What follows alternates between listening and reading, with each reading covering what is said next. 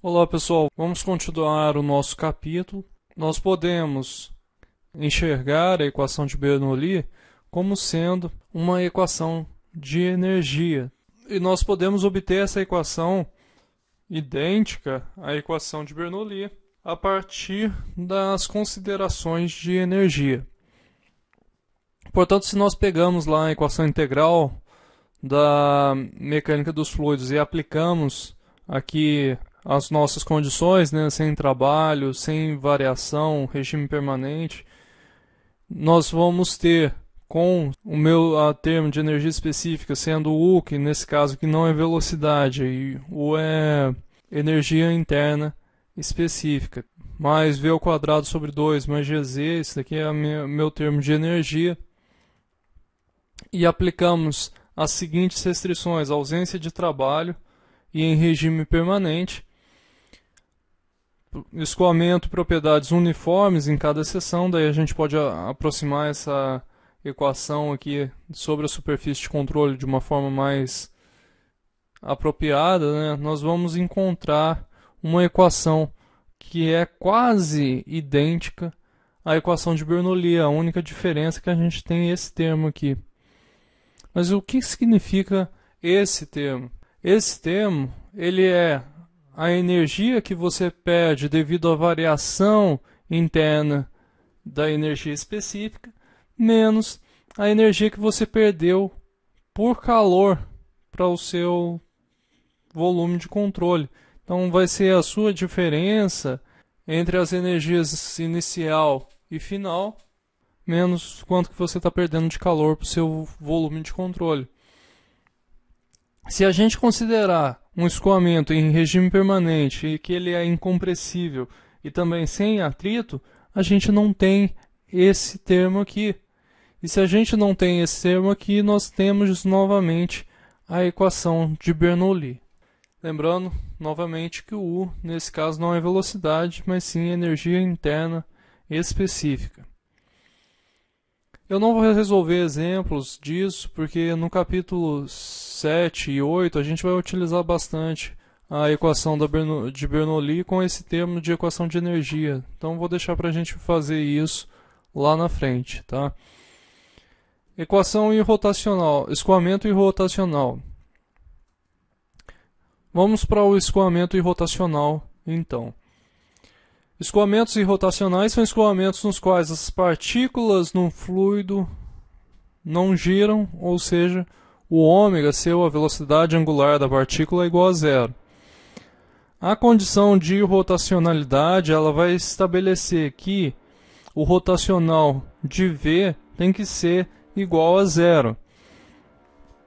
Ou seja, derivada parcial de W com relação a Y menos derivada parcial de V com relação a Z.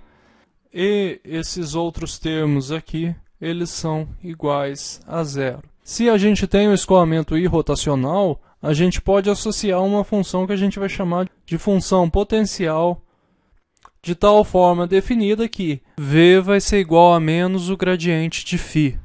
Essa definição vai nos garantir que qualquer função escalar contínua de φ vai satisfazer automaticamente a condição de irrotacionalidade por causa de uma identidade fundamental, que é essa daqui. Rotacional de V vai ser igual a menos o rotacional do gradiente de φ. Isso é igual a zero. O sinal menos, nesse caso, vai ser inserido para que φ diminua na direção do escoamento. Então, à medida que a gente vai caminhando do escoamento, o nosso potencial ele está diminuindo. Desse modo, a minha velocidade na direção x, u, vai ser igual a menos dφ dx, em v vai ser igual a menos dφ dy e em w menos dφ dz. E a inclinação de uma linha π constante a gente sabe que é dado por isso daqui. Vocês lembram lá da função π que a gente viu no capítulo anterior, que era a nossa função corrente. Então a inclinação de uma linha de função corrente, ela vai ser dada por isso daqui, menos v sobre u, ou velocidade em y dividido pela velocidade em x. Já a inclinação de uma linha de potencial, ou seja, uma linha de φ constante, é dada por isso daqui, menos U sobre V.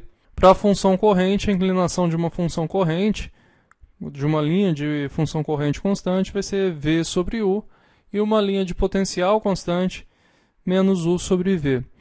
A inclinação, então, uma linha de φ constante, em qualquer ponto, é a recíproca negativa da inclinação de π constante nesse ponto, o que vai significar que essas duas linhas elas são ortogonais. Então, em um campo de escoamento, você vai ter linhas de π constante e ortogonalmente a elas, você vai ter linhas de φ constante. Agora nós temos alguns escoamentos planos elementares, e esses escoamentos eles são definidos para a gente, tanto em função de U quanto em função de V. E aqui a gente tem a nossa circulação, que nesse caso aqui vai ser zero para qualquer curva fechada, né? E desse lado aqui nós temos as nossas funções, tanto de π constante quanto de φ constante. Nesse caso, nesse primeiro, nós temos escoamento uniforme. Então, para o escoamento uniforme, ele vai ser caracterizado dessa maneira aqui, tá? E as funções de potencial constante, de φ constante, elas ficam aqui do lado, elas estão esquematizadas aqui do lado. E vocês podem observar que elas formam esses quadradinhos aqui devido ao fato de elas serem ortogonais. Um outro tipo de escoamento é o escoamento do tipo fonte, que está mostrado aqui embaixo. Nesse escoamento, a origem é bem no centro e o escoamento parte dessa origem. Imagina que é um chafariz, né? Você tem um ponto de entrada e a água sai radialmente. Nesse caso aqui, vocês podem ter as funções tanto das velocidades em R e em θ, tá? Tanto quanto as funções potencial e de corrente. Outro escoamento interessante também é o escoamento de solvedouro, tá? Nesse escoamento ele é bem comum para a gente porque é como se fosse um ralo de uma pia, né? Você tem o ralo lá da pia e todo o escoamento, toda a água que está na pia, ela está indo para um ponto só, que seria o nosso solvedouro. Então ele poderia ser aproximado por isso daqui. Nós poderíamos aplicar essas funções π e φ para o caso, por exemplo, do escoamento de uma pia, né?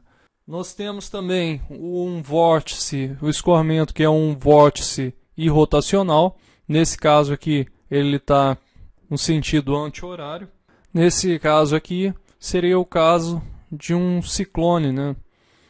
Você tem o seu ciclone, ele está se movendo e ele é um vórtice irrotacional, apesar de estar se movendo, mas as partículas não estão girando em torno do seu próprio eixo, portanto as partículas não têm velocidade angular. Outro escoamento interessante é o escoamento de polo. No escoamento de polo, você tem duas regiões aqui que estão fazendo a circulação sua do fluido. Então você tem um escoamento que está girando nesse sentido e tem um escoamento que vai estar girando no sentido contrário. Nós temos aqui tanto as velocidades aqui em cada direção quanto as funções π e φ.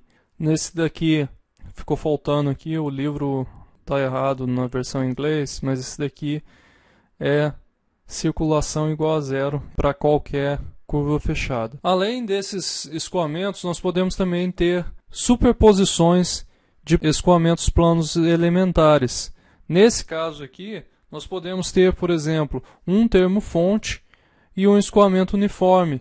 E daí a gente obtém esse escoamento aqui. Então aqui a gente tem uma partícula que está se movendo nessa direção. Para isso, o que nós devemos fazer? Nós devemos somar tanto a contribuição do termo fonte, da função π, né, mais a contribuição do escoamento uniforme. Nesse caso, você soma π1 e π2 e você tem uma combinação dos dois escoamentos, um escoamento fonte e uniforme. Nós podemos ter também, por exemplo, outro escoamento aqui seria uma fonte e um solvedouro. Então nós temos um escoamento pontual, o fluido está saindo do meu termo fonte aqui e ele está caminhando em direção ao termo que é esse daqui, esse ponto aqui que vai ser o nosso solvedouro. Para isso também você vai somar as duas contribuições, né? E você vai ter tanto para a função φ quanto para a função π. Você tem o novo valor das suas funções potencial e função corrente. Além desses, nós podemos ter combinações de mais de 2 escoamentos. Nesse caso aqui temos um termo fonte, um solvedouro e um escoamento uniforme. E a gente obtém um perfil que é parecido com esse daqui. Então nesse caso aqui você tem a contribuição de cada uma das 3 parcelas e a mesma coisa para o φ, tanto para o π quanto para o φ.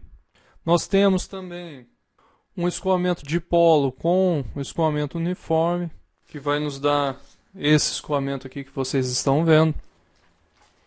Nós podemos também ter um escoamento dipolo e uniforme.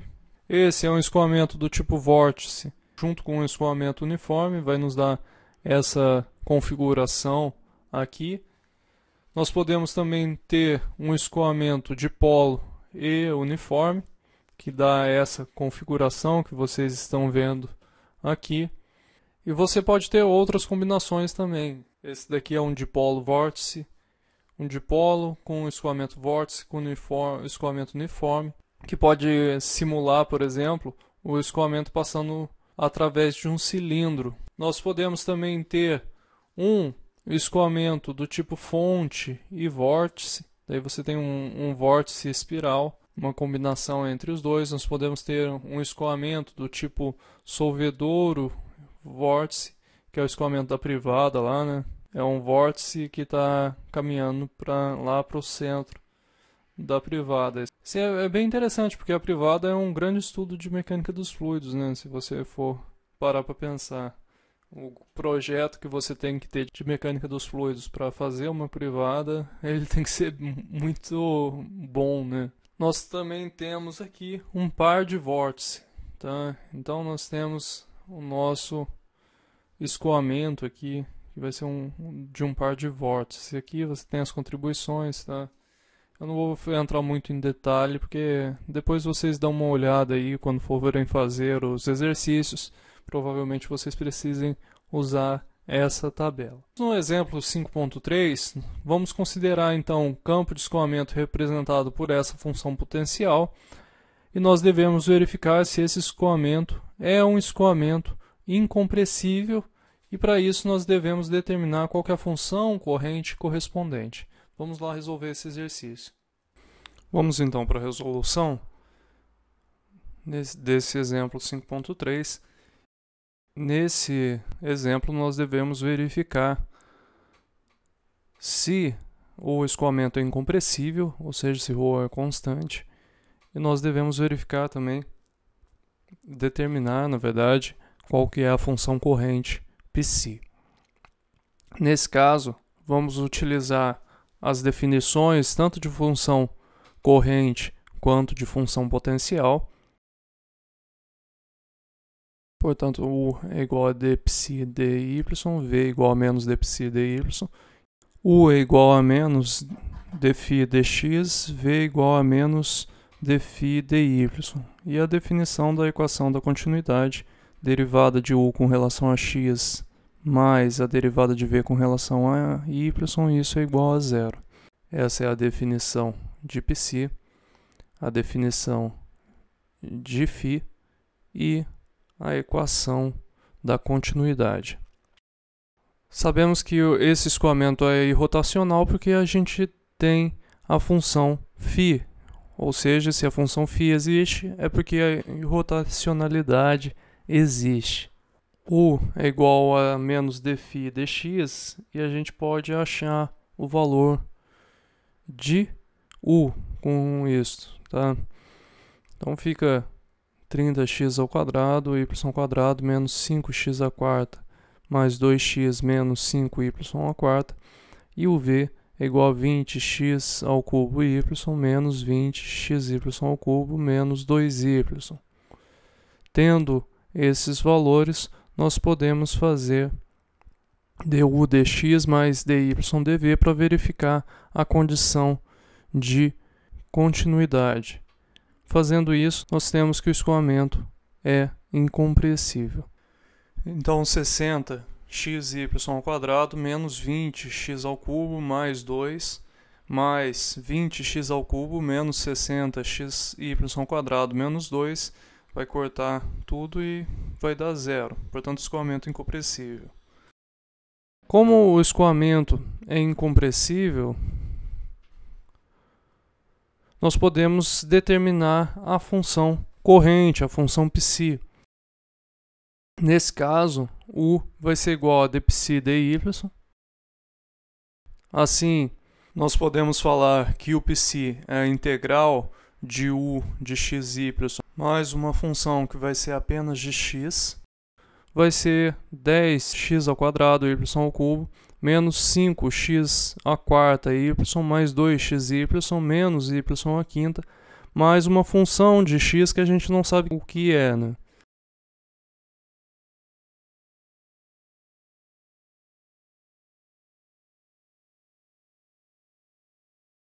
O v nós podemos integrar também para encontrar uma função, mas uma função que eu vou chamar de g, que é uma função apenas de y. Integrando o v com relação a x, temos 10x ao quadrado y ao cubo menos 5x à quarta y mais 2xy mais uma g de y. Se a gente comparar as duas equações, nós vamos ter que a f de x vai ser igual a zero e a função g, que é apenas de y, igual a menos y à quinta. Fazendo isso, nós vamos encontrar que o π nosso é 10x ao quadrado y ao cubo menos 5x à quarta y mais 2xy menos y à quinta. Então, nós finalizamos aqui o capítulo 5. Esse capítulo é um capítulo menor mesmo, tanto o 5 quanto o próximo capítulo, 6. Vocês vão observar que o capítulo 6 é ainda menor do que o capítulo 5. Os capítulos maiores são o 7 e o 8, que a gente vai chegar neles em algumas semanas. Então, bons estudos a todos e até o próximo capítulo.